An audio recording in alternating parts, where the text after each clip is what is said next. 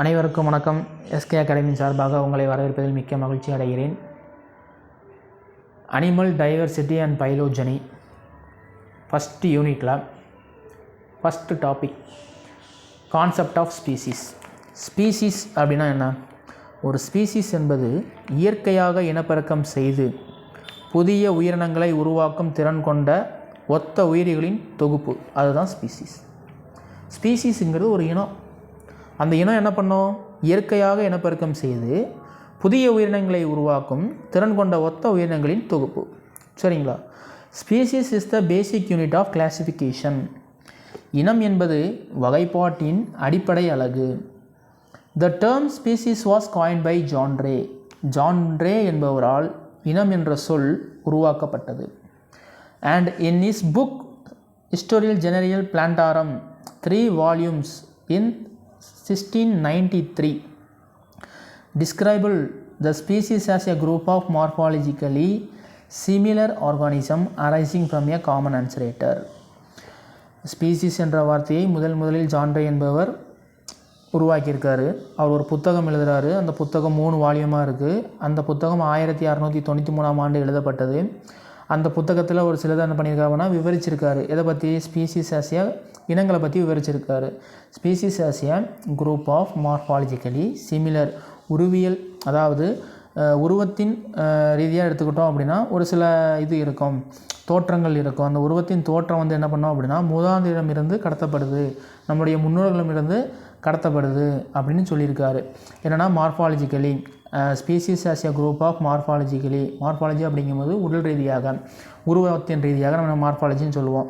Organisms arising from a common ancestor. மூதாதையமிருந்து ஒரு பண்பு நம்மளுக்கு என்ன செய்யுது அப்படின்னா கடத்தப்படுது அப்படின்னு சொல்லியிருக்காரு அப்படின்னா ஜான் ரே சொல்லியிருக்காரு. அதே போல் Carolus Linnaeus in his book Systema Naturae. Systema நேச்சருங்கிற புத்தகத்தை கரோலஸ் லின்னேயஸ் என்பவர் எழுதியிருக்காரு. அவர் என்ன சொல்கிறார் அப்படின்னா அவர் ஒரு கூற்றை வந்து வைக்கிறாரு. Consider species as the basic unit of classification. Consider species அப்படிங்கிறது என்ன அப்படின்னா வகைப்பாட்டின் அடிப்படை அழகாக இனங்கள் கருதப்படுதுன்னு சொல்லியிருக்காரு. ஜான் ரே என்ன சொல்லியிருக்காரு அப்படின்னா species is the basic unit of classification சொன்னது யாருன்னா John Ray. Consider species as the basic unit of classification சொன்னது யாருன்னா கரோலஸ் லின்னேயஸ். இது ஒரு கேள்வியாக கேட்டிருக்காங்க, பழைய கொஸ்டினில் இருக்குது. மாற்றி ஷேட் பண்ணிடாதீங்க. Species is the basic unit of classification அப்படின்னு சொன்னாங்கன்னா ஜான் ரேவை டிக் பண்ணணும். Consider species as the basic unit of classification அப்படின்னு சொன்னாங்கன்னா கரோலஸ் லின்னேயஸை டிக் பண்ணணும். சரிங்களா? அதே மாதிரி species can be defined as a group of organisms that have similar morphology and physiology and can interbreed to produce fertilised offspring.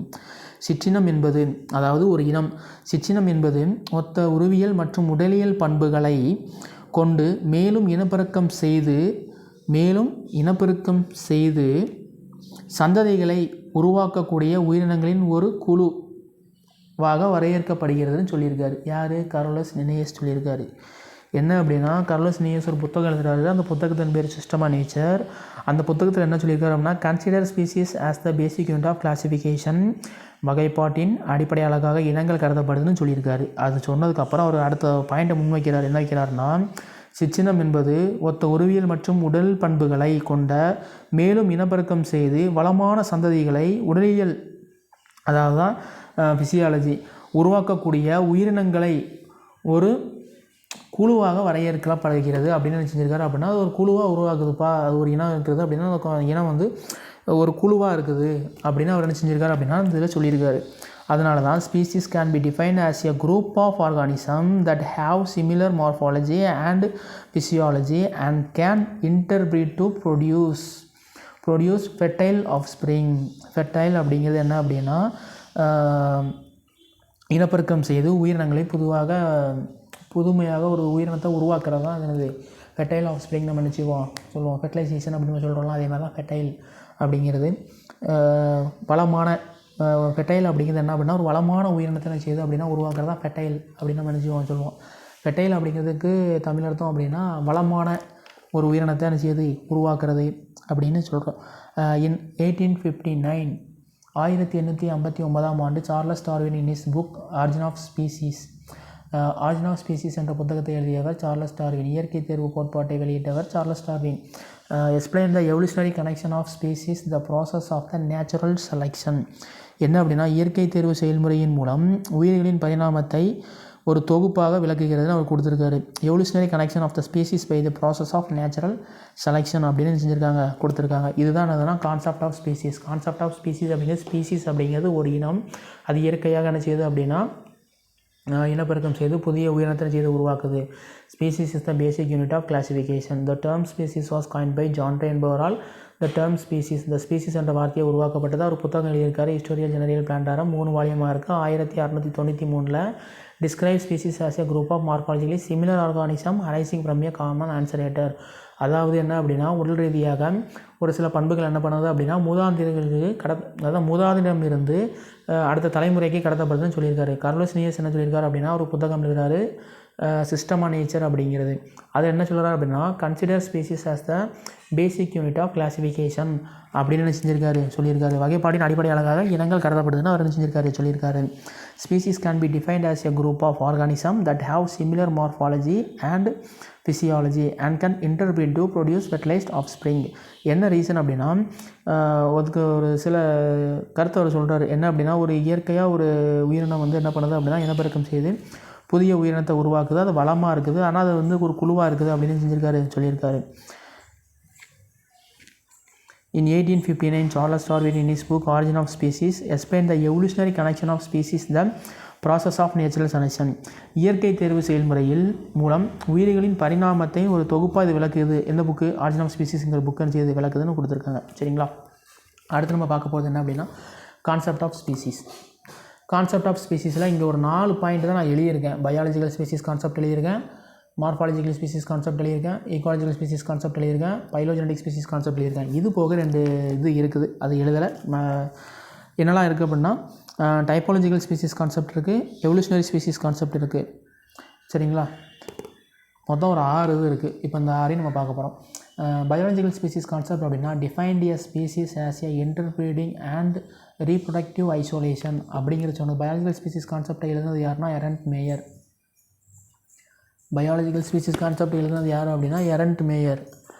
Biological species concept எழுதுனது யாருன்னா Ernst mayor. அவர் என்ன சொல்லியிருக்காரு அப்படின்னா இனப்பெருக்கத்தின் அடிப்படையில், அதாவது reproductive isolation, interbreeding, reproductive isolation, இனப்பெருக்கத்தின் அடிப்படையில் ஒரு உயிரினம் உருவாகுது தான் பயாலஜிக்கல் ஸ்பீசிஸ் கான்செப்ட். அந்த ஸ்பீசிஸ் கான்செப்டை எழுதுனது யாருன்னா எரண்ட் மேயர். சரிங்களா?